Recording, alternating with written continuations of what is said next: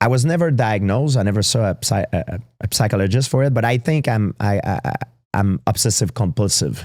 And I think... Did you notice it when you were young? Like, what kind of things did you see like you would do? Well, one thing I would do that is completely crazy.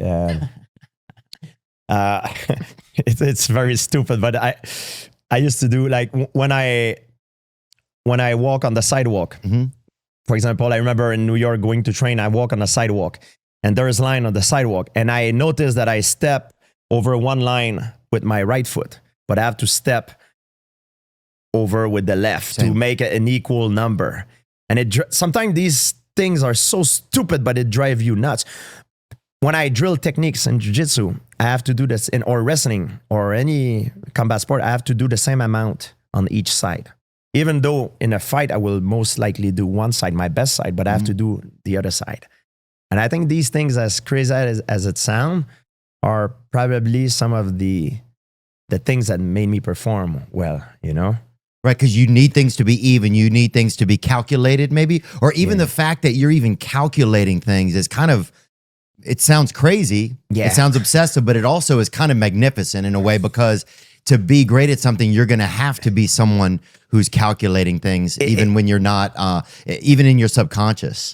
Also, I think it's good for an athlete for performance, but you need to learn how to let go. Yeah. You need to learn to punch in and punch out. And sometimes it's hard. I see in the news, sometimes some fighters, they can't do it. You know, they go crazy. They keep going. Yeah. Like Tony Ferguson, he keeps going. Do you think it's a tough space that he's in? Like, because it's weird. People love watching him fight, right? And it feels like he loves like giving himself to the people.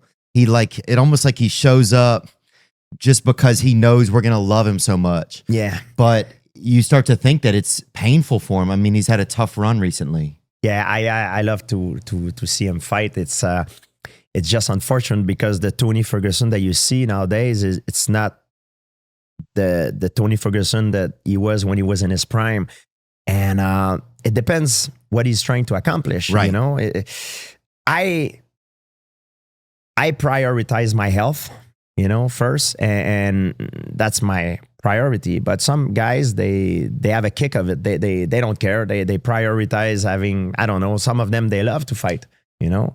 For them, it's an adrenaline. They love it. I never liked it. I mean, I did it because I wanted to have the freedom, you know, the life that I have. So I use that to propel myself where I wanted to be in life. But some guys, they just love to fight. And and it's funny because when I was young, I was looking around and I never felt I was at the right place. I remember I seek the help of sport psychologists, and a lot of them, they told me, you know, like they were trying to brainwash me. They were like, "Oh, George, stop saying you're afraid. You're not afraid. You're excited." I'm like, bro, I'm excited if I don't know, if I see a beautiful woman or, you know, or if, you know what I mean? I'm not excited to go fight in a cage. You know what I mean? So I'm afraid.